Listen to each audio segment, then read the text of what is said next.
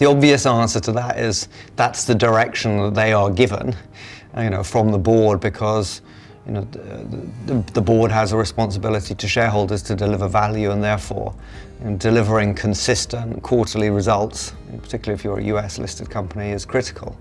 I will say a few factors, and this could include like market pressure, the expectations of shareholders expecting the company and you to perform, right?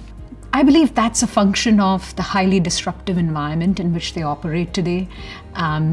We see forces such as artificial intelligence, supply chain disruptions, of course, significant geopolitical risks that are really demanding attention of senior management on a day-to-day basis. They have to be present and they have to be action-oriented and really need to respond to these crises on a day-to-day basis.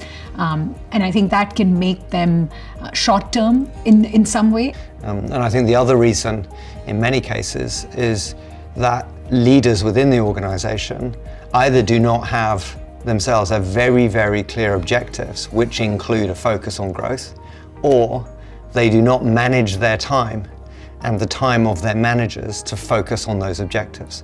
And therefore they, by nature, get sucked into delivering the day-to-day very, very well without carving out time, focus and attention on the next area of growth.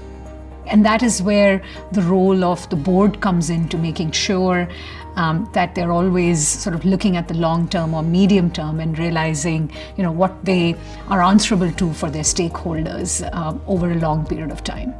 It could be also incentives for the executive and how that incentive is crafted.